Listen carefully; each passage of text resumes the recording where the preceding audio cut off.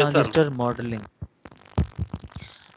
सबसे पहले तो हम लोगों ने इसको डिस्कस किया था कि मॉडल किसे कहते हैं और इसी में ज़रूरत क्यों पड़ती है। जब आप अपनी बुक में देखते हैं ट्रांजिस्टर, तो उसका एक ये सिंपल एक रेजिस्टेंस से हटकर एक चीज़ है। डायोड में भी हमने कहा था कि 0.7 वोल्ट अगर फॉरवर्ड बाइस हो तो हम उसको रिप्लेस कर देते हैं, तो हमारा सर्किट बड़ा सिंप्लीफाई हो जाता था। अगर रेजिस्टेंस और डायोड लगे होते थे तो हम डायोड को रिप्लेस कर देते थे 0.7 वोल्ट से। अगर वो फॉरवर्ड बाइस है तो हमारा सर्किट सारा का सारा रेजिस्टेंसेस पर आ जाता था। लेकिन ट्रांजिस्टर के केस में हमारे लिए इशू था कि हम लोग इसके बेस को, एमीटर को, कलेक्टर को और इसकी अलग से नॉन लीनियर कैरेक्टरिस्टिक्स हैं, तो ये 0.7 हम इसको रिप्लेस नहीं कर सकते। ये इतना सिंपल इसका नहीं है इक्विवेलेंट मॉडल। तो अब हमने अपने जो सर्किट्स हैं उसको सॉल्व करने के लिए कोई ना कोई इसका अल्टरनेट, इसका कोई रिप्लेसमेंट तो ढूंढना है ना। अब रिप्लेसमेंट हम अपनी मर्ज़ी से नहीं कर सकते, हमें उसके लिए बाकायदा मॉडल बनाने की ज़रूरत है। तो मॉडल इसका दो तरह के मॉडल्स हैं, लेकिन हम इसमें से एक को ही डिस्कस करेंगे, दैट इज़ RE मॉडल। ठीक है। सो ट्रांजिस्टर की जो इक्विवेलेंट रेजिस्टेंस होगी इनपुट साइड के ऊपर, वो हम अलग से लेंगे, आउटपुट साइड पे अलग से लेंगे। ठीक है ना। और इसकी IV कैरेक्टरिस्टिक्स को देखते हुए इनपुट साइड और आउटपुट साइड दोनों की हमारे पास कैरेक्टरिस्टिक्स मौजूद हैं, तो हम लोग उसको अपने जहन में रखते हुए हम इसका एक सर्किट बनाएंगे जिस अप्रॉक्सीमेट होगा। ऑब्वियसली वो एग्जैक्टली तो वो ट्रांजिस्टर की जो कैरेक्टरिस्टिक्स हैं उनको हूबहू तो हमें नहीं देगा, लेकिन हमारा काफ़ी हद तक जो अप्रॉक्सीमेट बिहेवियर है ट्रांजिस्टर का वो हम लोग उसमें यूज़ करने में कामयाब हो जाते हैं। सो आप सबको मालूम है कि बीजेटी के केस में हमारे पास जो हमारा इनपुट साइड के ऊपर जो सर्किट था या जंक्शन था उसको हम क्या करते थे, फॉरवर्ड बाइस। ऐसे ही है।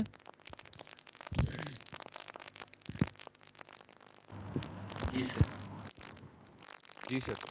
और हमारे पास जो आउटपुट साइड पे ऊपर जो अ, होता था, हम लोग उसको रिवर्स बाइस करते थे। यानी कि आपका जी अगर sir. NPN yes sir. Transistor है तो आपका जो स्टार्ट में बेस एमीटर जंक्शन है उसको आप रिवर्स बाइस, फॉरवर्ड बाइस करते हैं, और जो आपका कलेक्टर एमीटर जंक्शन है उसको आप रिवर्स बाइस करते हैं। इसकी हमारे पास पूरा हमने डिस्कशन की थी कि क्या फिजिक्स है इसमें, क्यों हम करते हैं।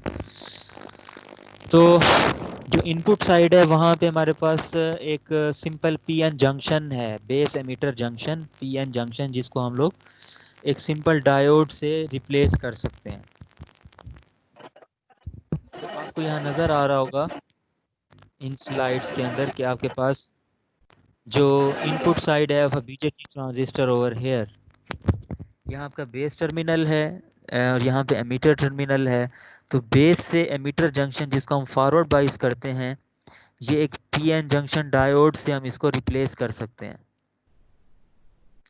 सो यहाँ पे आप देखें तो आपने ये आपका एमीटर है। एमीटर, इसको हम कॉमन एमीटर कॉन्फ़िगरेशन को डिस्कस कर रहे हैं कि emitter is common to the input and output side. ठीक है। तो यस सर। डायोड जो है यहाँ पे समझ आई कि हमारे पास जो इनपुट साइड है, इनपुट के ऊपर आप देखें तो आपके पास this is V input voltage, और इसको हम लोग सिमिलरली नाम दे सकते हैं बेस टू एमीटर वोल्टेज का, VBE, क्योंकि दोनों सेम है। तो बेस एमीटर वोल्टेज या इनपुट साइड का वोल्टेज हम इनको एक ही चीज़ कह सकते हैं। तो अगर और ये हमारे पास जो करंट फ्लो कर रहा है इनपुट साइड में, जो बेस करंट IB है, और जो एमीटर साइड पे जो करंट फ्लो कर रहा है that is IE। Generally we know कि आपके पास जो इनपुट साइड की कैरेक्टरिस्टिक्स हैं, जो वोल्टेज है वो हम एक्स एक्सिस पे ले लेते हैं, और उसका जो करंट है IE वो हम आउट वाई एक्सिस पे ले लेते हैं, तो अगर आप इसको प्लॉट करते हैं तो एक सिंपल डायोड की कर्व ही हमें रिसीव होती है कि जैसे आप वोल्टेज बढ़ाते जाते हैं तो आप पहले आपका जंक्शन फॉरवर्ड बाइस नहीं होता तो आपकी आउटपुट पे कोई करंट नहीं होता, लेकिन जैसे ही वो फॉरवर्ड बाइस होता है बेस टू एमीटर जंक्शन, तो आपके 0.7 वोल्ट ड्रॉप होने के बाद आपका करंट जो है वो बढ़ना शुरू हो जाता है और ये आपके पास आउटपुट कैरेक्टरिस्टिक्स कर्व हमारे पास आ जाती है।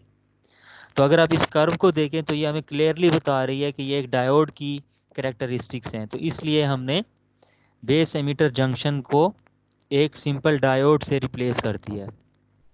तो इसलिए हमारे पास equivalent circuit for the input side ये आ गई है। यहाँ तक क्लियर है? कोई क्वेश्चन? यस सर, क्लियर है। सर क्लियर है। ठीक है, आगे चलते हैं। ये चीज़ें वही हैं जो हम पढ़ चुके हैं, ठीक है, थोड़ा सा मैं रिव्यू कर रहा हूँ बस। ओके, इनपुट साइड को तो हमने मॉडल कर लिया विद अ सिंपल डायोड। अब आते हैं आउटपुट साइड पे। तो यहाँ आउटपुट साइड पे आपको क्या नज़र आ रहा है?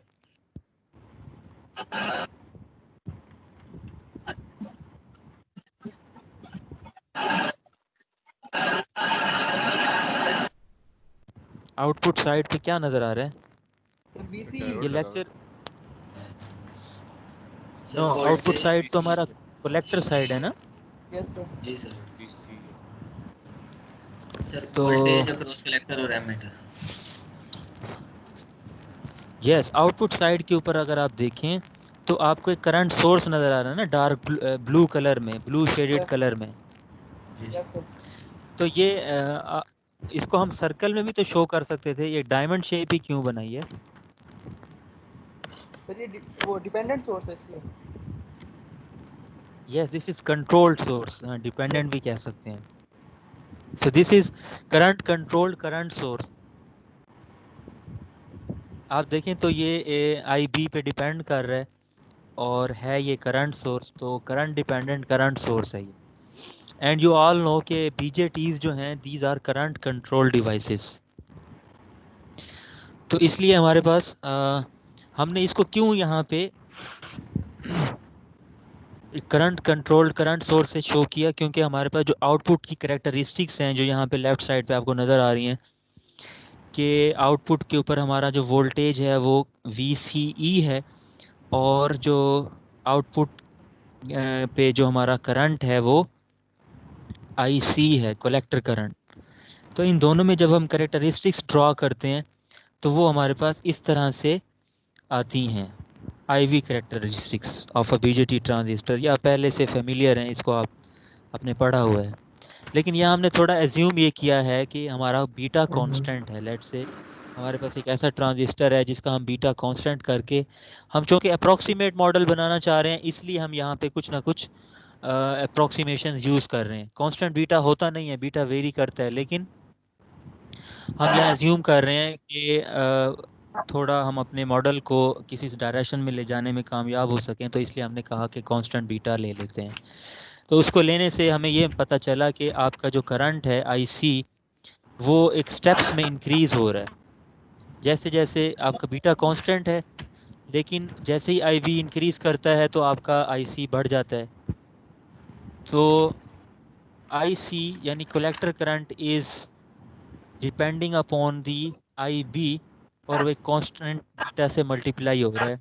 तो हमने कहा कि हम आउटपुट साइड को मॉडल कर सकते हैं using a current source which is depending upon some constant beta and a current that is changing in steps at that is IB। तो ये हमारा एक इक्विवेलेंट सर्किट बन गया किस चीज का? ट्रांजिस्टर का।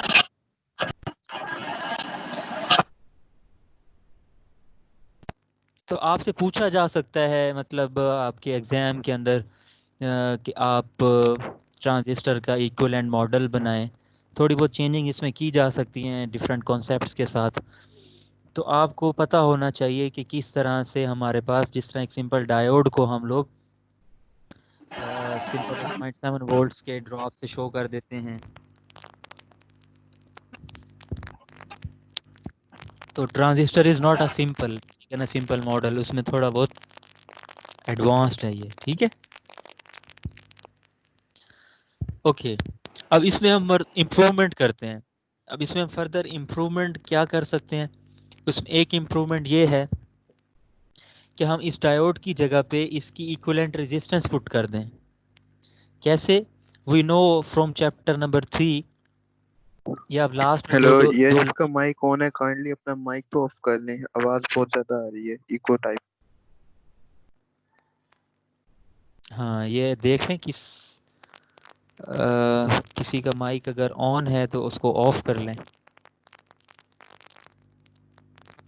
वैसे मुझे जहाँ जो नज़र आ रहा है सारों के ऑफ ही हैं माइक।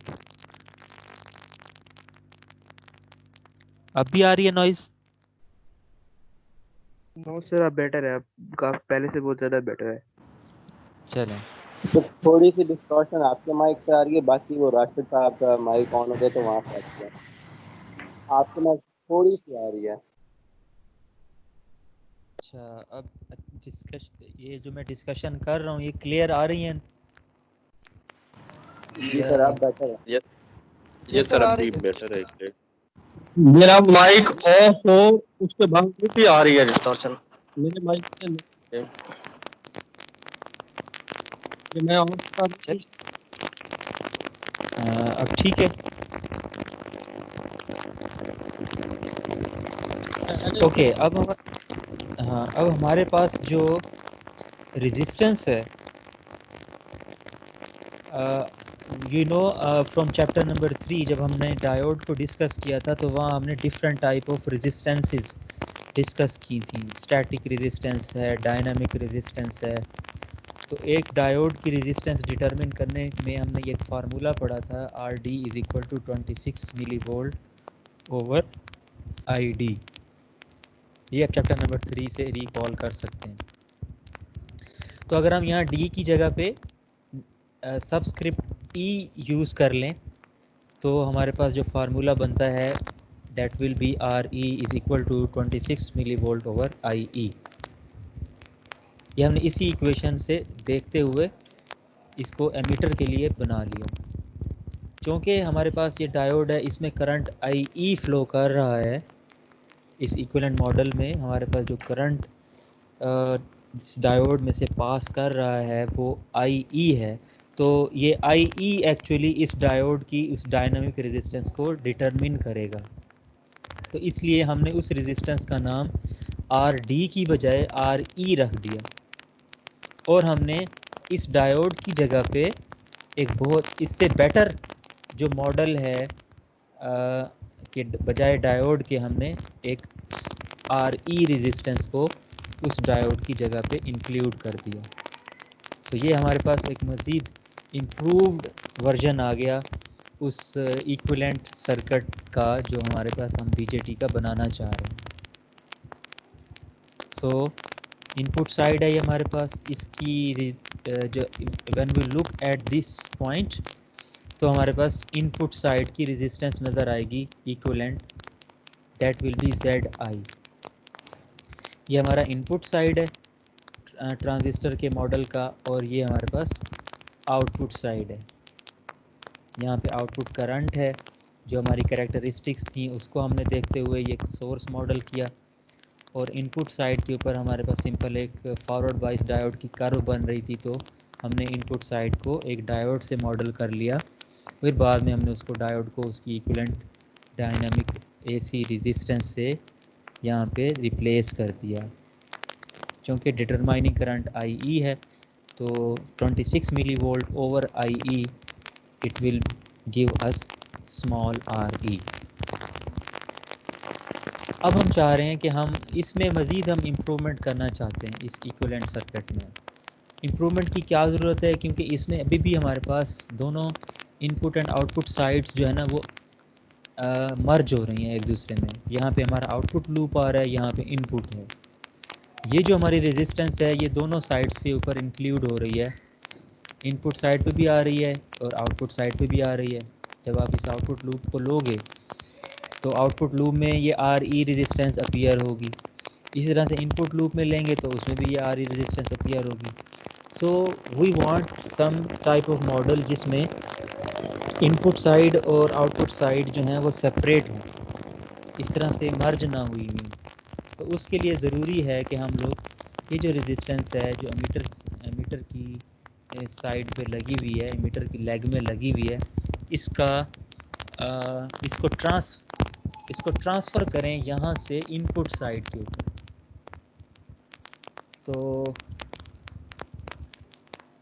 क्या किया जाए, क्या इसको हम पकड़ के यहाँ पे ला सकते हैं इनपुट साइड के ऊपर? आपकी क्या राय है? तो हैंड रेज कर सकते हैं, फिर उसमें से कोई भी आंसर दे दे। यस सर, ले आएंगे। ये वैसे कैंपस में जो क्लासेस होती थी उसमें भी उसामा ही लीड करते थे। चलें, कैसे ले आएंगे? सर ये बीटा आई साइड ले आएंगे, बीटा आर ई, और आउटपुट साइड पे रेजिस्टेंस का कंपोनेंट दे देंगे आर नोट। ठीक है, लेकिन माय क्वेश्चन, अभी आर नोट को रहने दो। माय क्वेश्चन इज़, ये जो स्टूडेंट ने मुझे रिप्लाई किया उसामा ने कि हम इस आर ई को यहाँ ला सकते हैं, लेकिन वो कह रहे हैं कि इसके साथ बीटा लगेगा, आर ई के साथ बीटा मल्टीप्लाई हो जाएगा जब ये इनपुट साइड पे आएगी। सो एक आम जो स्टूडेंट है, लाज़मी बात है जिसको इतना अभी कॉन्सेप्ट नहीं है, वो क्वेश्चन पूछेगा कि ऐसा क्या हुआ कि ये आर ई जो है वो बेस साइड पे आई तो वो बीटा टाइम्स हो गई। तो इसका आंसर ये है कि इसी आंसर को इन इक्वेशंस में दिया गया है कि ये बीटा टाइम्स कैसे हो जाएगी अगर हम इसको इनपुट साइड पे लाएंगे। तो उसके लिए हमें ज़रूरी है कि थोड़ी बहुत हम मैथमेटिक्स को गो थ्रू करें कि हमारे पास जो सिंपल फार्मूला है इम्पीडेंस निकालने का, वो है इम्पीडेंस का फार्मूला वोल्टेज ओवर करंट। अगर आप इनपुट साइड पे ऊपर हैं तो इनपुट साइड का करंट ऊपर होगा, वोल्टेज ऊपर होगा, और इनपुट साइड का करंट वो आपका नीचे डिनोमिनेटर में होगा। ठीक है, V I over I B, क्योंकि इस पॉइंट सर। के ऊपर हम इम्पीडेंस निकालना चाह रहे हैं एट दिस इनपुट साइड। तो इनपुट साइड की जो क्वांटिटी है, इनपुट साइड की जो क्वांटिटी है वोल्टेज की, उसको हम लोग डिवाइड करेंगे इनपुट साइड के करंट से, तो हमें इनपुट साइड की इम्पीडेंस पता चल जाएगी, सिंपली ओहम्स लॉ के मुताबिक जो है। ओके, तो अब हम थोड़ा सा मज़ीद इसको लेके चलते हैं कि हमारा इनपुट वोल्टेज जो है वो बेस टू एमीटर वोल्टेज के बराबर है, because these two are parallel voltages. सही है, तो हम लोग वी इन की जगह पे वी बी ई सब्स्टिट्यूट कर सकते हैं, और नीचे हमारा वही इनपुट करंट आई बी आ गया। अब हमने इस क्वांटिटी वी बी ई को डिटरमिन करना है। V B E is actually the voltage across this resistance, क्योंकि इस रेजिस्टेंस के नोड्स वही हैं जो कि वी बी ई वोल्टेज के हैं। तो अगर हम इस रेजिस्टेंस के अक्रॉस वोल्टेज निकाल लें तो वो हमारा वी बी ई के बराबर होगा। तो सिंपली वोल्टेज का फार्मूला होता है करंट इनटू रेजिस्टेंस। तो जो करंट इस रेजिस्टेंस में से गुजर रहा है उन दोनों की V is equal to I R. Simply जो वोल्टेज होता है किसी भी रेजिस्टेंस के अक्रॉस वो आई आर के बराबर होता है, सिंपल ओहम्स लॉ के मुताबिक। So I E into R E will be the voltage across this resistance. So यहाँ पे वी बी ई को हमने, क्योंकि हमने कहा था V B E is equal to the voltage across this resistance, so V B E हमारा equal हो गया आई ई इंटू आर ई। अब according to the characteristics of a BJT transistor, या अगर आप KCL भी अप्लाई करें, तो ये जो करंट आ रहा है इस नोड पे आई सी जिसे बीटा टाइम्स आई बी, और ये जो बेस करंट है, ये दोनों करंट्स ऐड होकर इस नोड में एंटर हो रहे हैं और इक्वल हैं आई ई के। सो अगर आप इस नोड के ऊपर KCL अप्लाई करें तो KCL हमें ये कहेगा कि आपका जो IE करंट है this is equal to sum of IB and IC, तो वो हमने यहाँ पुट कर दिया IE की जगह पे। फिर हमने IC की वैल्यू पुट की which is beta times IB, फिर इसको सिंप्लीफाई किया बीटा कॉमन IB कॉमन लेकर, सो beta plus 1 IB into RE। ये जो वैल्यू आई है हमारे पास VBE की, ये हमने वो स्टार्ट में जो हमने इक्वेशन बनाई थी उसमें VBE की वैल्यू को सब्स्टिट्यूट कर देना है। तो जब हमने इस फार्मूले में VBE की वैल्यू जो भी हमने निकाली है सब्स्टिट्यूट की, तो ये हमारे पास उसकी इक्वेशन बनी। सो IB is cancelled with IB, तो फाइनली हमारे पास जो इनपुट साइड पे ऊपर by looking at this side जो हमें इम्पीडेंस नज़र आएगी वो बीटा प्लस 1 RE होगी, क्योंकि IB से कैंसिल हो गया। So beta plus 1 into RE is your input impedance. So अब चूँकि बीटा हंड्रेड्स में होता है 300 400, ठीक है ना, तो उसके में साथ में 1 अगर हम अप्रॉक्सीमेटली इसको नेगलेक्ट भी कर दें तो हमारे पास जो अप्रॉक्सीमेट इनपुट इम्पीडेंस का फार्मूला आता है that is beta times RE। सो इसका मतलब ये हुआ कि अगर आप इस ट्रांजिस्टर के इन टर्मिनल्स के ऊपर यहाँ से अगर आप रेजिस्टेंस को देखो तो वो बीटा टाइम्स होकर आपको नज़र आती है अकॉर्डिंग टू दीज कैलकुलेशंस। तो हम अब इस रेजिस्टेंस को यहाँ से ट्रांसफ़र कर देंगे इनपुट साइड के ऊपर, लेकिन खाली वो RE नहीं लिखेंगे बल्कि उसके साथ बीटा भी लिखेंगे, बिकॉज वी हैव प्रूवन कि इनपुट साइड के ऊपर जो इम्पीडेंस होगी वो अब हमारे पास बीटा टाइम्स RE हो जाएगी।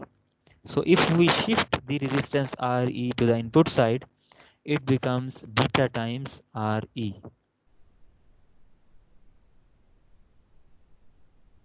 So you can see over here कि आपका जो इनपुट साइड है दिस इज कॉमन एमीटर, तो एमीटर आपको नीचे कॉमन नज़र आ रहा है, ठीक है। तो इनपुट साइड के ऊपर हमारा बेस है और आउटपुट साइड के ऊपर कलेक्टर है, ठीक है। तो हमारा इनपुट साइड के ऊपर जो रेजिस्टेंस आई है that is now beta times RE। तो ये हमारा अब देखें इनपुट जो सर्किट था इनपुट साइड थी वो बिल्कुल सेपरेट हो गई है आपके आउटपुट लूप से, क्योंकि यहाँ ग्राउंड होगा, this ammeter will be grounded या सम हो अगर कोई और नोड है, लेकिन यह है कि अब हमारे पास जो मॉडल है उसको इम्प्रूवमेंट मिली है।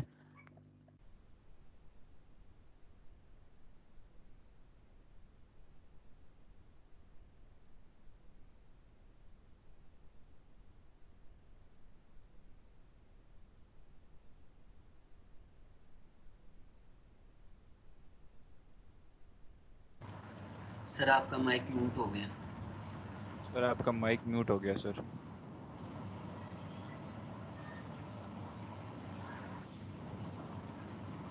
सर काइंडली आपका माइक म्यूट हो गया, आप माइक अनम्यूट कर लें।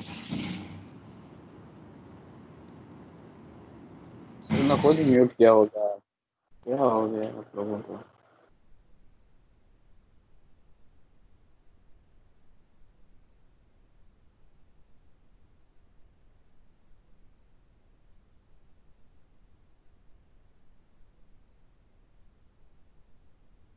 हेलो सर अब आ रही है आवाज। ओके पहले आपका माइक म्यूट हो गया। अच्छा, अब ये यहाँ तक समझ में आ गया? जी कोई क्वेश्चन है तो पूछें, because this is not a lecture completely कि आप खामोशी से सुनते रहें। अगर ये डिस्कशन है, ठीक है, आप पूछ सकते हैं। ये हमारा पहला लेक्चर है, थोड़ा इशू इसलिए हम लोग लाइव लेक्चर कर रहे हैं, वरना पहले लेक्चर हुआ होगा आप उसको देख लोगे, फिर हम यहाँ डिस्कशन ही किया करेंगे। सो ओपन डिस्कशन है, आप पूछ सकते हैं अगर कोई समझ नहीं आई चीज़।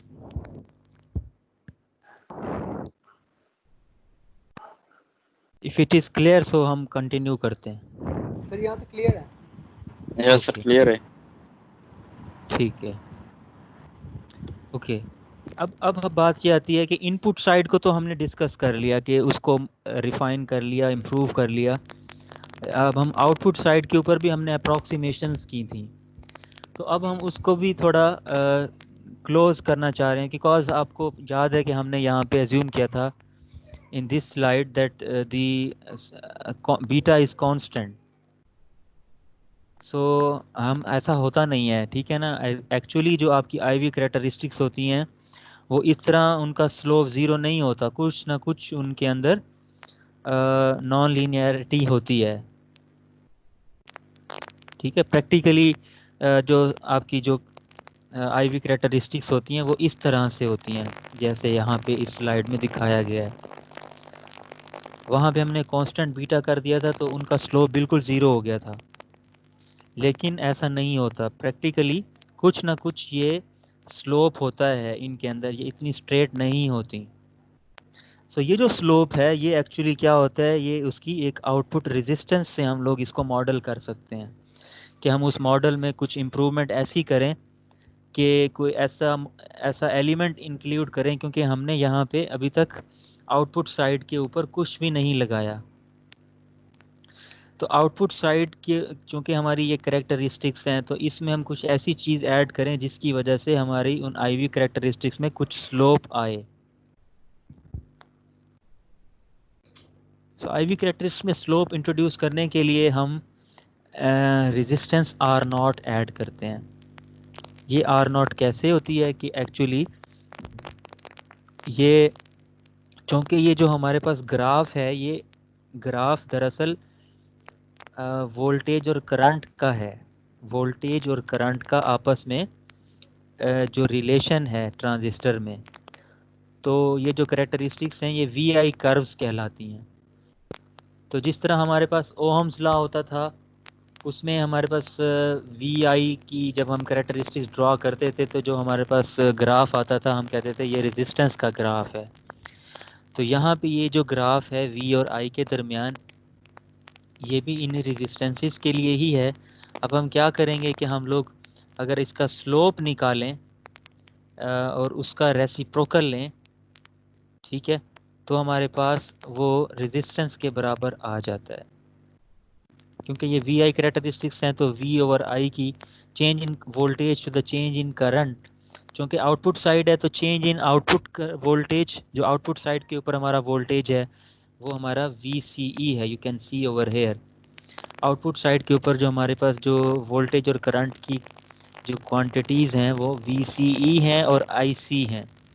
तो change in output voltage to the change in output current, ये हमारे पास आउटपुट रेजिस्टेंस हमें देगा। So change in output voltage to the change in output current is the output resistance. तो अगर हम आर नॉट इंक्लूड करते हैं अपने आउटपुट साइड के ऊपर, तो हमारी कैरेक्टरिस्टिक्स जो अब हमें इस मॉडल से मिलेंगी वो काफ़ी हद तक सिमिलर होंगी एक्चुअल जो हमारे पास एक्सपेरिमेंट हम करते हैं, जो बीजेटी ट्रांजिस्टर्स को एक्चुअली हम लोग देखते हैं। तो अगर हम उसको इस मॉडल से रिप्लेस कर दें तो हमारे रिजल्ट्स काफ़ी हद तक सिमिलर आएंगे जिस तरह हमारे ट्रांजिस्टर के साथ थे। So we have now this good equivalent representation for both input side and output side. ये कॉमन एमिटर कॉन्फ़िगरेशन के लिए देखें आप, यहाँ पे एमिटर कॉमन है, इनपुट साइड के ऊपर बेस है और आउटपुट साइड के ऊपर कलेक्टर है। तो अब हमारे पास आगे this is known as RE model, जिस तरह हमने अभी शुरू में डिस्कस किया था कि हम RE मॉडल डिस्कस करेंगे। So this is RE model for the common emitter transistor configuration, जिसमें हमने R0 का इफेक्ट भी शामिल कर लिया है। अब जितने भी हमारे पास आगे हम एनालिसिस करेंगे ट्रांजिस्टर्स के, बीजेटी ट्रांजिस्टर्स की जब हम पढ़ेंगे एनालिसिस को, जिस तरह हमने पढ़ा भी था क्लासेस के अंदर, तो उसमें हमने इसी मॉडल को यूज़ किया था। तो इससे क्या होता है, हमारे सर्किट के अंदर जो है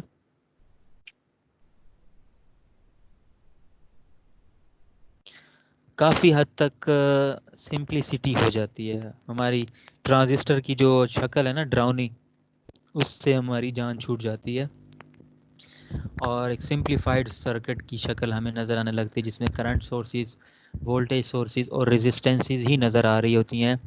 कोई हमें बीजेटी ट्रांजिस्टर की शेप नज़र नहीं आएगी। तो ये हमारा अब सर्किट था जिसको हमने फाइनली डिस्कस कर लिया।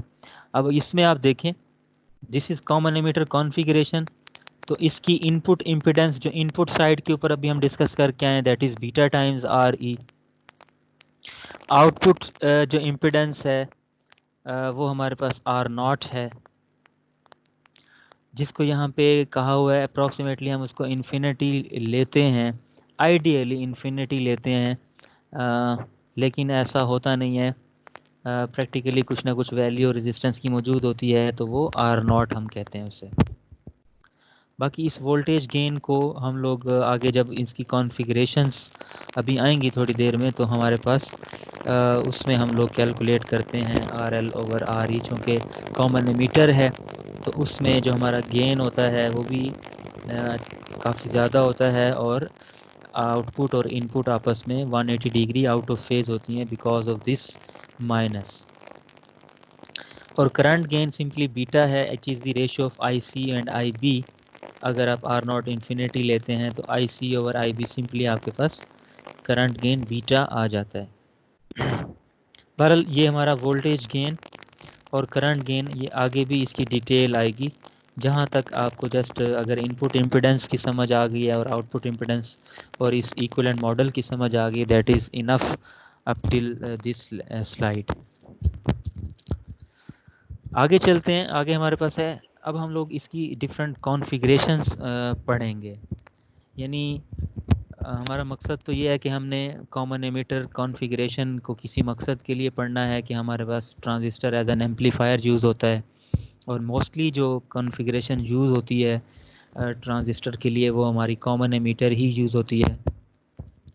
तो अब हमने ये एक सिंपल एक फिक्स्ड बाइस कॉन्फ़िगरेशन हमने ली है, जिसमें एमीटर हमारा कॉमन है इनपुट एंड आउटपुट साइड्स के ऊपर। आप देख सकते हैं इनपुट हमारी बेस के ऊपर है और आउटपुट हमारी कलेक्टर पर है, और हमने ये एक फिक्स्ड बाइस कॉन्फ़िगरेशन इसमें कर ली। तो यहाँ इसकी करैक्टरिस्टिक्स दी गई हैं कि जो कॉमन एमिटर फिक्स्ड बाइस कॉन्फ़िगरेशन है उसकी करैक्टरिस्टिक्स क्या होती हैं कि हमारे पास इनपुट हम बेस के ऊपर अप्लाई करते हैं, as you can see over here. यहाँ बेस के ऊपर हम इनपुट अप्लाई कर रहे हैं। हाल तो यहाँ एक कैपेसिटर है, लेकिन यहाँ टर्मिनल तो वही इनपुट का ही है जो बेस में जा रहा है, ठीक है। तो इसलिए इसको कहा जा रहा है कि यहाँ बेस के ऊपर इनपुट अप्लाई कर रहे हैं। Output is taken from the collector. यहाँ से आप देखें तो कलेक्टर से हम आउटपुट ले रहे हैं। अब इसकी कैरेक्टरिस्टिक्स क्या हैं? हाई इनपुट इम्पिडेंस, क्योंकि ये जो स्मॉल आर ई है जो कि इस एमीटर में है, वो जब आप इनपुट साइड के ऊपर लाते हैं, जैसे हमने अभी डिस्कस किया, वो बीटा टाइम्स हो जाती है। तो बीटा चूँकि हंड्रेड्स में होता है तो उससे हमारी इनपुट इम्पिडेंस बहुत हाई हो जाती है।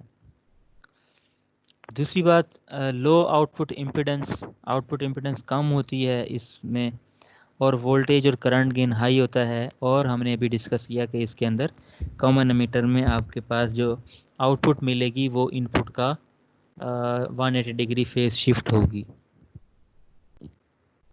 अब इस कॉन्फ़िगरेशन के लिए हमें इस कॉन्फ़िगरेशन को हमने इसका एनालिसिस करना है। हमने कहा ट्रांजिस्टर का वो हम लोग रिप्लेस कर देंगे अभी जो हमने डिस्कस किया इक्विवेलेंट मॉडल उससे।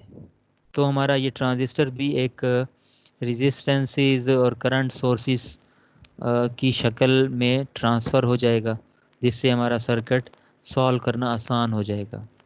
इस सिचुएशन में हम इस सर्किट को सॉल्व नहीं कर सकते जब तक कि हम इस ट्रांजिस्टर को इसके इक्विवेलेंट मॉडल से रिप्लेस ना कर दें। इसीलिए हमने आपको पहले ही इस ट्रांजिस्टर के इक्विवेलेंट मॉडल के बारे में डिस्कस हमने कर लिया है।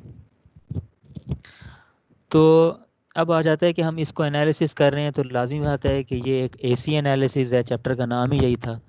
तो उसके कुछ स्टेप्स हैं, ये आपको काफ़ी हद तक क्लियर भी हैं, जो हम पहले से डिस्कस कर चुके हैं, जस्ट हम रिव्यू कर रहे हैं कि जब आप ट्रांजिस्टर कॉन्फ़िगरेशन कोई भी हो, चाहे फिक्स्ड बाइस हो, वोल्टेज डिवाइडर बाइस हो, वो हम लोग उसमें ये 4 स्टेप्स लाजमी करेंगे जब आप एसी एनालिसिस कर रहे होगे ट्रांजिस्टर का। सबसे पहला स्टेप कि आप सारे डीसी सोर्सेज को, जैसे यहाँ पे वीसीसी लगी है, इसको आप शॉर्ट सर्किट करेंगे, इसको ज़ीरो से आप रिप्लेस कर दोगे। फिर इसी तरह से कैपेसिटर्स जो लगे होते हैं उनको आप शॉर्ट सर्किट कर दोगे। ये जो आपकी इनपुट साइड के ऊपर कैपेसिटर है और आउटपुट साइड के ऊपर कैपेसिटर है, you will simply short circuit them.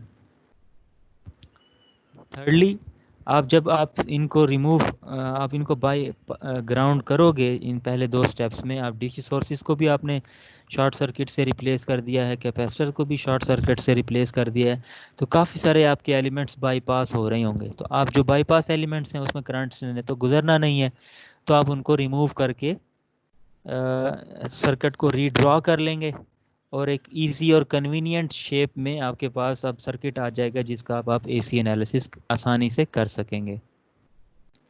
तो यही काम हमने इस फिक्स्ड बाइस कॉन्फ़िगरेशन के लिए किया। जैसे मैंने आपको बताया कि हमने इस ट्रांजिस्टर को रिप्लेस कर देना है इसके इक्विवेलेंट मॉडल से। ये जो आपको शेडेड ब्लू रीजन नज़र आ रहा है, ये इसका इक्विवेलेंट मॉडल है।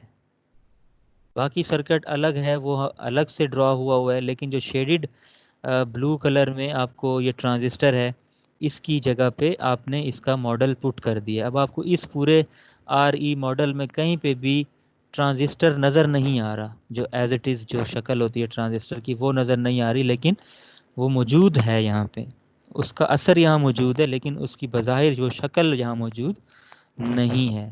तो वो बज़ाहिर शक्ल हमें रिमूव करनी थी, क्योंकि हमने इस सर्किट को एक सिंप्लीफाइड फॉर्म में लाना है, उसको सॉल्व करना है, इसकी इक्विवेलेंट रेजिस्टेंसेस निकालनी है, करंट्स निकालने हैं, वोल्टेजेस निकालने हैं। तो इसके लिए हमें ज़रूरी था कि हम इसको इसके इक्विवेलेंट मॉडल से रिप्लेस करते।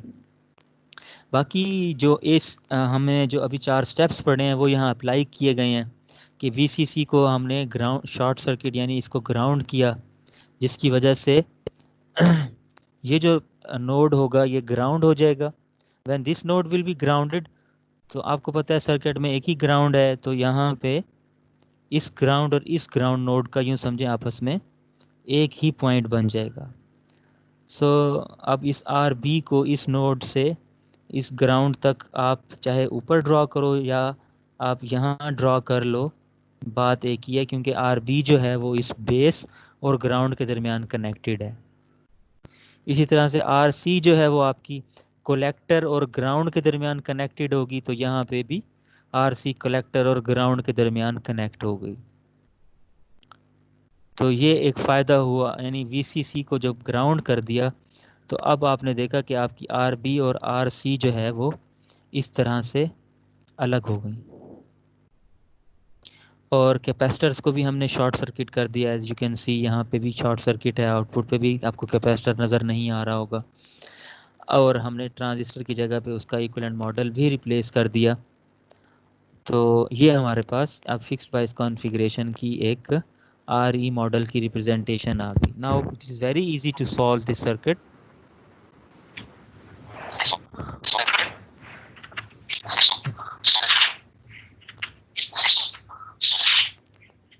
ओके, तो अब हमने इसमें जितने भी हमारे पास कॉन्फ़िगरेशंस आएंगी उन सब में हम लोग ये 3 इम्पोर्टेंट पैरामीटर्स हैं जो कि हम लोग ज़रूर स्टडी करेंगे।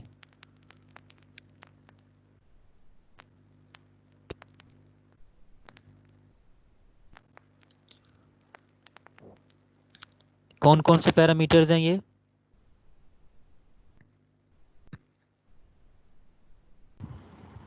Input impedance, output impedance, voltage gain और voltage gain. Yes 3 important parameters हैं। अच्छा, आप में से कोई बताएगा कि ये 3 ही पैरामीटर्स क्यों हम लोग स्टडी करते हैं? हाथ खड़ा करें।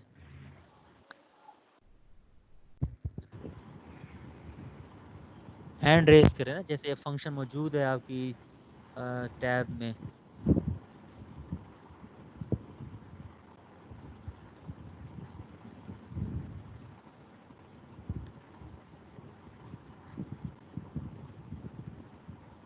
जी मोहम्मद क्या नाम है, एक ही उन्होंने, सैयद क्या नाम है इनका,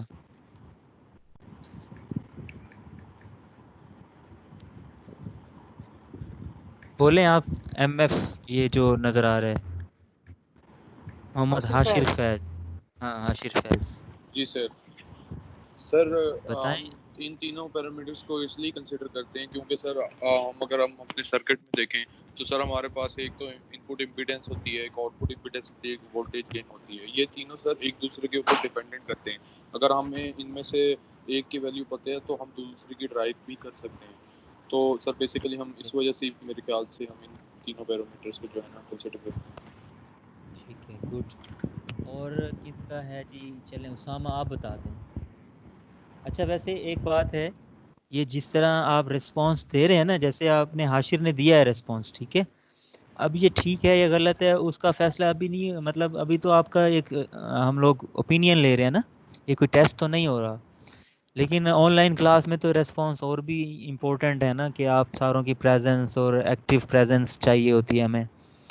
तो इसको भी ना आपके सेशनल में और मार्क्स में ना मैं इंक्लूड करूँगा, ताकि आप लोग की इनकरेज हों, जो स्टूडेंट्स जो हैं काफ़ी देर तक और मतलब फोकस करके पढ़ेंगे, लेक्चर लेंगे, तो उनको फिर उसका एज भी मिलेगा। ठीक है, हाशिर का रिस्पांस आ गया, अब बताएं उसामा, आप बताएं। सर मेरे ख्याल क्यों से ये ये जो तीनों? हमारा आउटपुट गेन होता है ये इन पे डिपेंड करता है, इनपुट इम्पीडेंस पे और आउटपुट इम्पीडेंस पे, इसलिए मेरे ख्याल से। अच्छा, यानी हमारा जो गेन है वो इन पे डिपेंड कर रहा होता है। यस सर, ट्रांजिस्टर को हम गेन के लेने के लिए यूज करते हैं एज एन एम्पलीफायर, या इस वजह से मेरे ख्याल सही। से। आप देखेंगे जितने भी आप लैब में भी करते थे ना, तो हम इन तीनों चीज़ों के ऊपर ज़्यादा फोकस करते थे कि ये तीनों हमें ना पता चल जाएं। और इसी तरह से आप इस बुक में भी जब देखोगे बार बार वो इन्हीं चीज़ों को कह रहा होगा कि आप निकालो।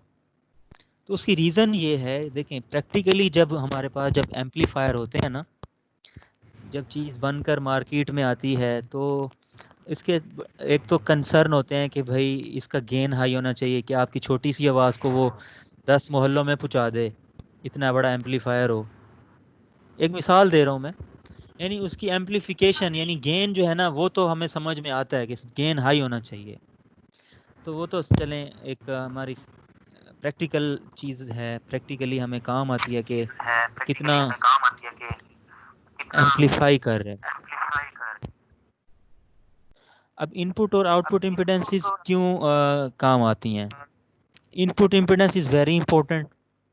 वजह ये है कि जब आप प्रैक्टिकली कोई एम्पलीफायर बनाओगे, अगर उसकी इनपुट इम्पिडेंस कम हुई ना, तो वो जो इसको आप स्मॉल सिग्नल दोगे जिसको इसने एम्पलीफाई करना है, वो इस तक पहुंच ही नहीं सकेगा और रास्ते में ही ड्रॉप हो जाएगा।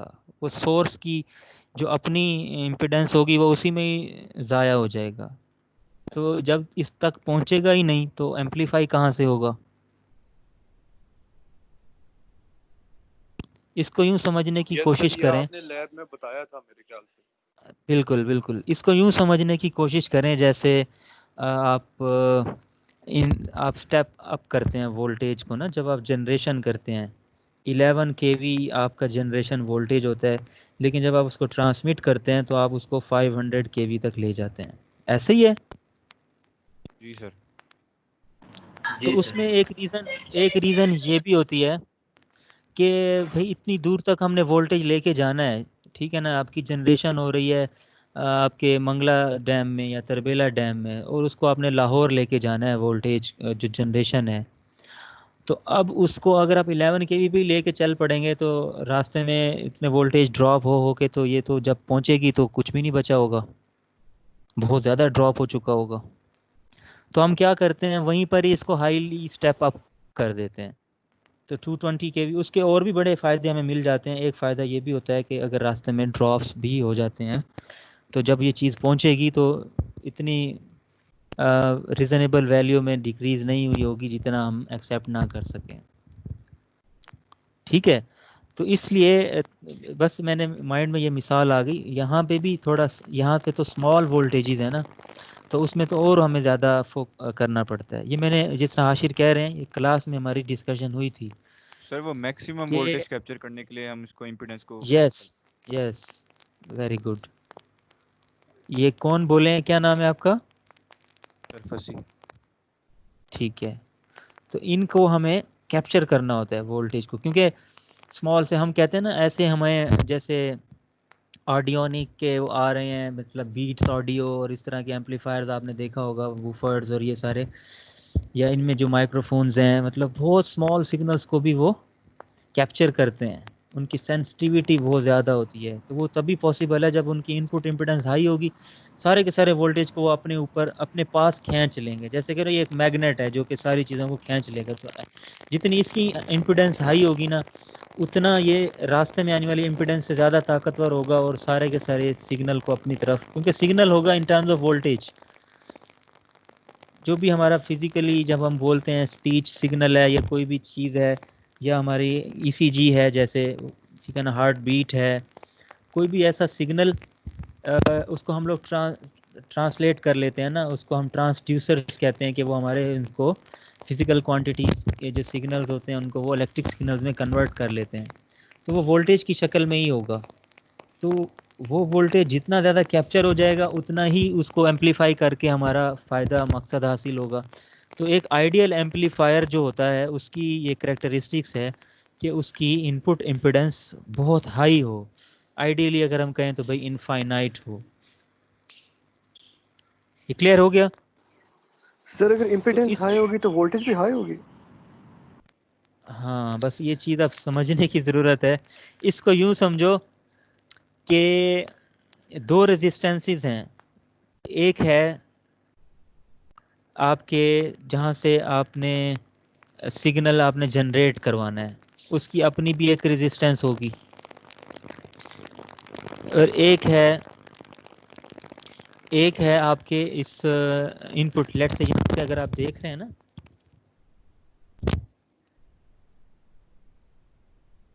लेट से मैं आपको एक फ़ाइल शेयर करता हूँ, फिर उसके ऊपर हम लोग डिस्कस कर लेते हैं।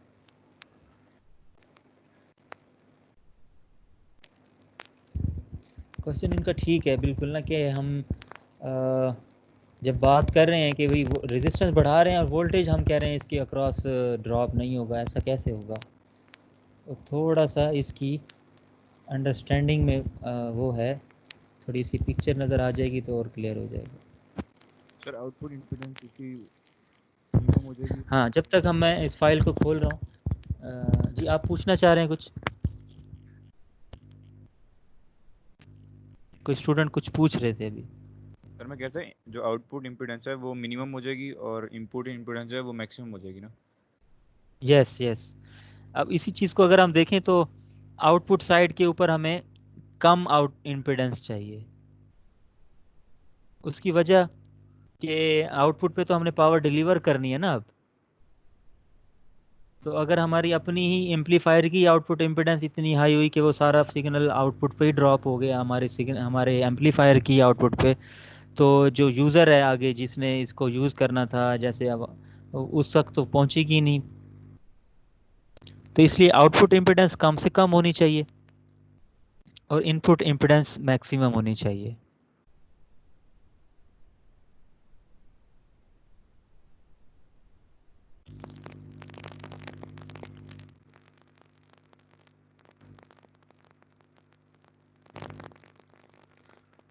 ओके,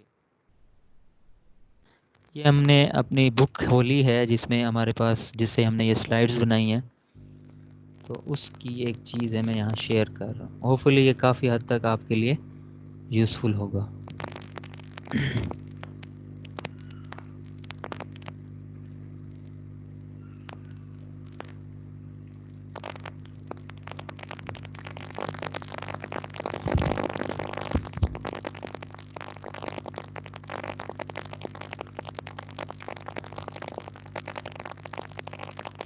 ये क्लियर नज़र आ रहा है आपको? एक पीडीएफ फाइल। जी सर आ रहा है, नजर आ यस रहा है। सर। यस यस सर, आ रहा है सर। ओके,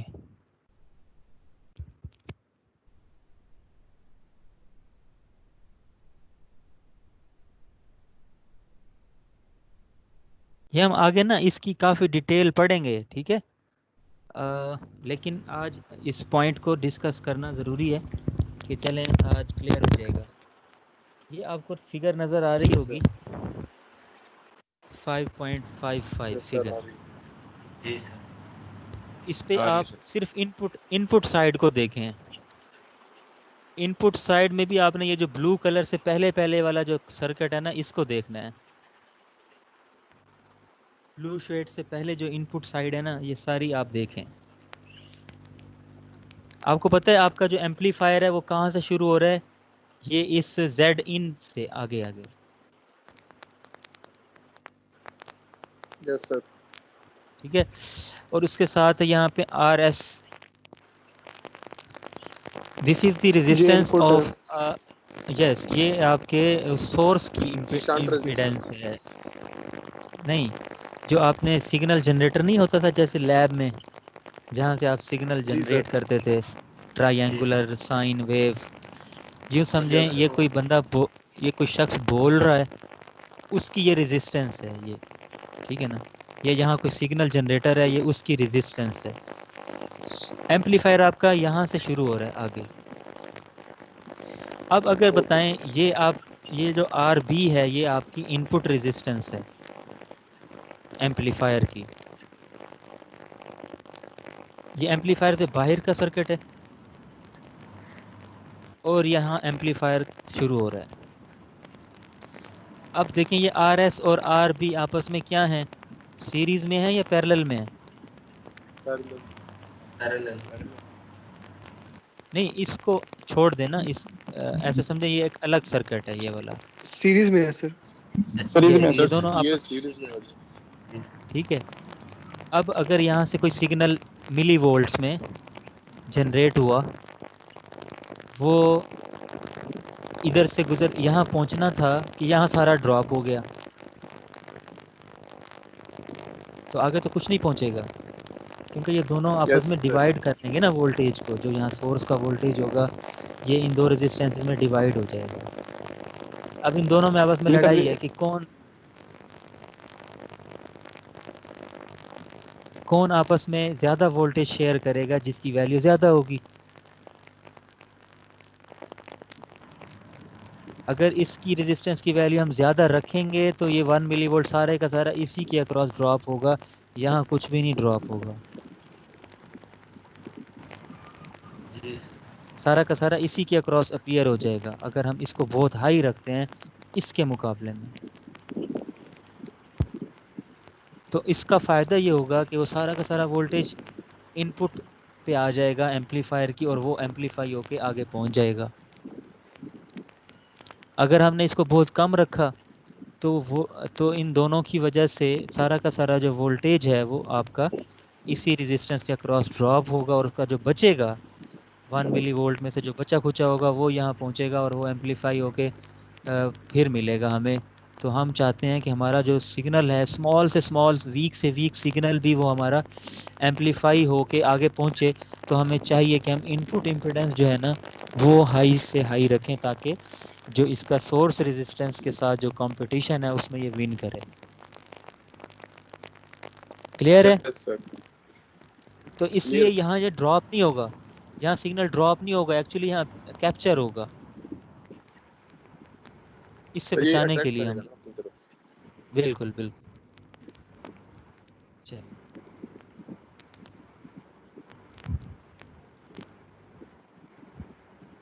तो आप लोगों की अटेंडेंस जो है वो कब लगाया करें? सर लेक्चर के एंड पे। सर जब आप जैसा आपको दिल सर करे। हम आपको मैसेज कर देते हैं चैट में आप। नहीं, आपके ये जो रेस्पॉन्सेज आ रहे हैं, अभी जिन्होंने मुझसे क्वेश्चन पूछा है ये आउटपुट, सर मैं था क्या लीफ नाम है? कुकर।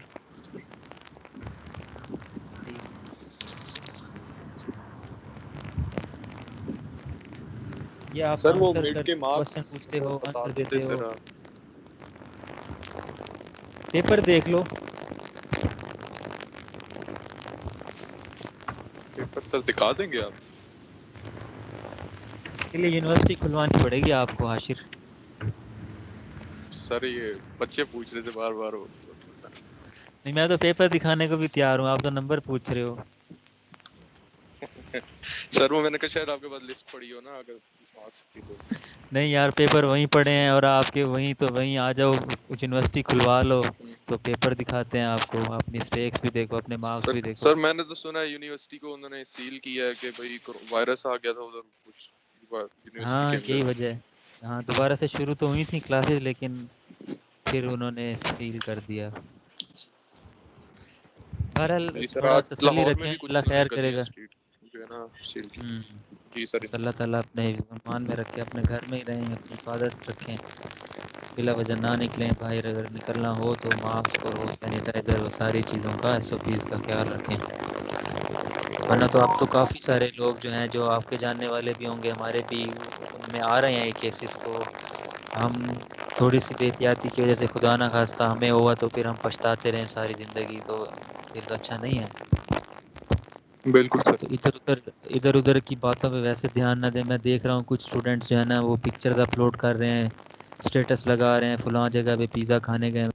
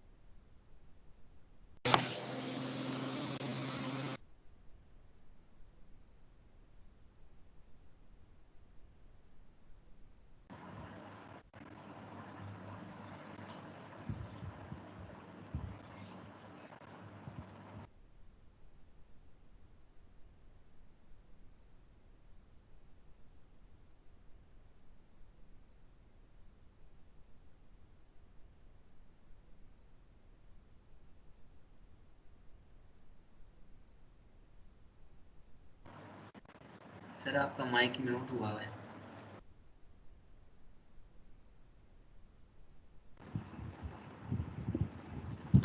सॉरी, वो शेयर करते हुए शेयर का बटन प्रेस करने के साथ ही वो म्यूट वाला भी ऑप्शन है, तो वो म्यूट हो गया।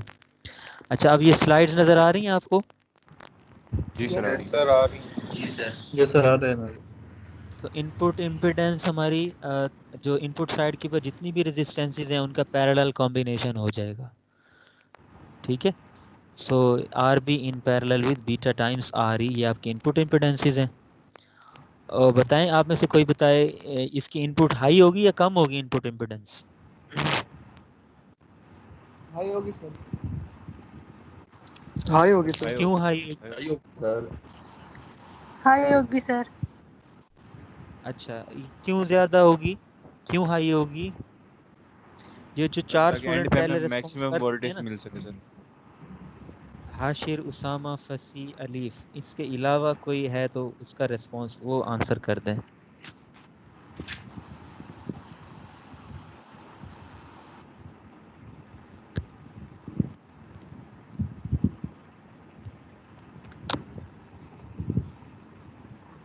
हैंड रेज कर ले, मैं उसको कॉल कर लेता हूँ। जी, फसी आप बताएं। सर वही कि हम एंड पे मैक्सिमम वोल्टेज ले सकें सर, इसलिए हाई करेंगे सर इम्पीडेंस जो है उसकी। यहाँ हाई क्यों हुई?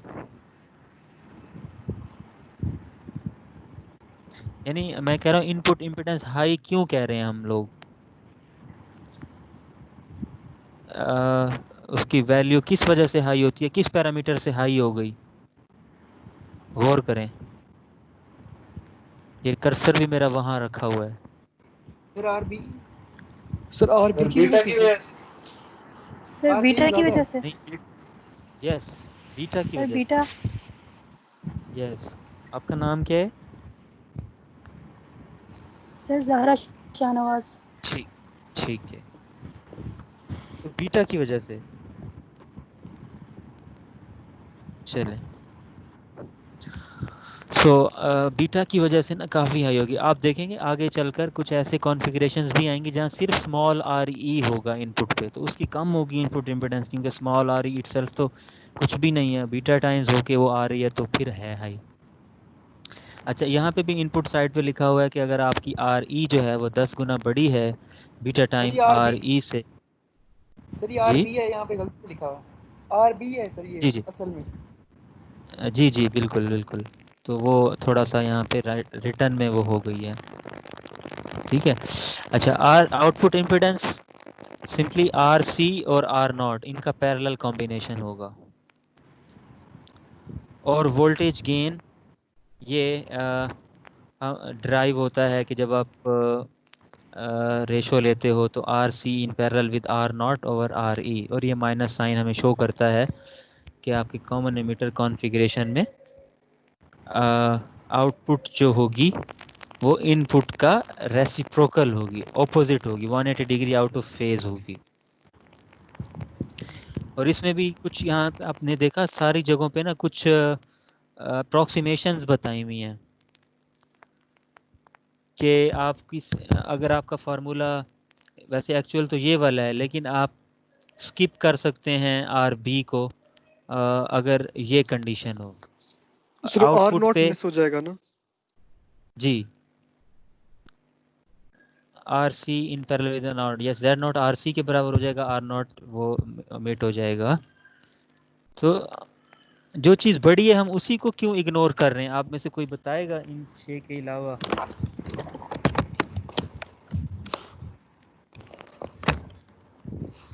हैंड रेस कर ले, मैं उसी को कॉल कर लेता हूँ।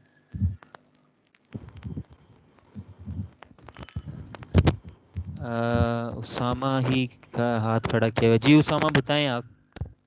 सर क्योंकि जहाँ पर रेजिस्टेंस ज़्यादा होगी वहाँ से करंट गुजरेगा ही नहीं, इसलिए हम उसे इग्नोर कर देते हैं, वो काउंट में नहीं आएगी। अच्छा, जी सर। दूसरा आप मोहम्मद इकबाल इनफिनाइट आप हो जाएगी बताओ। सर। जी सर, अगर Infinite। दो रजिस्टर पैरेलल में हो, अगर दो रजिस्टर पैरेलल में हो और एक बड़ा हो एक छोटा हो, तो ओवरऑल जो रेजिस्टेंस होती है वो कम से भी कम होती है, यस सर। जी इसलिए हम गुड, नेगलेक्ट करते हैं बड़ी रजिस्टर को। चलें वेरी गुड। आपका नाम क्या है था? मोहम्मद इकबाल। मोहम्मद इकबाल, चलें गुड। देखें आपके पास जब दो पैरेलल में रेजिस्टेंस लगी हुई हैं, एक बहुत हाई है और एक बहुत कम है, तो वो जो कम है ना, ठीक है ना, वो अब आपकी ऑब्वियसली काफ़ी इफ़ेक्टिव रहेगी उसके लिए, क्योंकि करंट उधर से फॉलो करेगा पाथ को ना। तो इस लिहाज से यहाँ आर नॉट बड़ी है तो आर सी को कंसीडर करेंगे, ठीक है। यहाँ पे देखें R naught is 10 times larger, तो आर सी जो है वो डोमिनेंट होगा। तो अप्रोक्सीमेशन हम कर सकते हैं, अगर वो 10 की रेशो हो ना इन दोनों में, इन रेजिस्टेंसेस की वैल्यू में, तो हम लोग ओमिट कर सकते हैं जो हायर वैल्यू हो, ठीक है। ये हमारे पास वोल्टेज डिवाइडर वाइज कॉन्फ़िगरेशन है, इसमें जस्ट दो रेजिस्टेंसेस ऐड हुई हैं और एमीटर की लेग में भी एक रेजिस्टेंस ऐड हुई है, और यहाँ पे चूँकि कैपेसिटर कनेक्टेड है, सही है, तो इस वजह से ये आर ई बाईपास हो जाएगी। तो जब आर ई बाईपास हो जाएगी तो यूँ समझें आर ई शामिल ही नहीं हुई, तो हम लोगों ने इसका इक्विवेलेंट सर्किट बनाया। ये आपका सिंपल ट्रांजिस्टर का ही सर्किट है। ये इनपुट की रेजिस्टेंसेस हैं R1 एंड R2। जब आपने वो स्टेप्स फॉलो किए जो 4 स्टेप्स ऊपर बयान किए गए थे एसी एनालिसिस के कि VCC ग्राउंड कर दें, तो जब ये पॉइंट ग्राउंड होगा तो R1 और R2 दोनों बेस से कनेक्टेड हैं, और इस R1 का यहाँ पे ग्राउंड होगा, R2 का यहाँ ग्राउंड होगा, तो R1 and R2 are both grounded. और आउटपुट साइड पे आप इन कैपेसिटर्स को आप शॉर्ट सर्किट करोगे तो RC भी ग्राउंड होगी। तो ये सिमिलर बन जाती है आपकी कॉमन एमिटर जो अभी हमने कॉन्फ़िगरेशन डिस्कस की, काफ़ी हद तक उससे रिजेम्बलेंस है। सिर्फ़ और सिर्फ इनपुट साइड के ऊपर दो रेजिस्टेंसेस चेंज हुई हैं, तो इसलिए इसको भी मैंने साथ ही यहाँ पे कवर कर लिया। तो बाकी सारे फार्मूले इसके सेम हैं, गेन वाला भी, आउटपुट इम्पीडेंस वाला भी, जस्ट इनपुट साइड के ऊपर आपकी R1 एंड R2 आ गई हुई हैं। ये आपकी एक एग्जांपल है वही वोल्टेज डिवाइडर बाय इस कॉन्फ़िगरेशन की बेस के ऊपर कि हमने इस एग्जांपल को सॉल्व किया है। ये फिर आप कर लेंगे, ठीक है। काफ़ी हद तक चीज़ें इसमें ये हमने पहले भी कर ली थी, ठीक है। अगर इसमें कोई इशू होगा तो हम लोग नेक्स्ट लेक्चर में इसको डिस्कस कर लेंगे।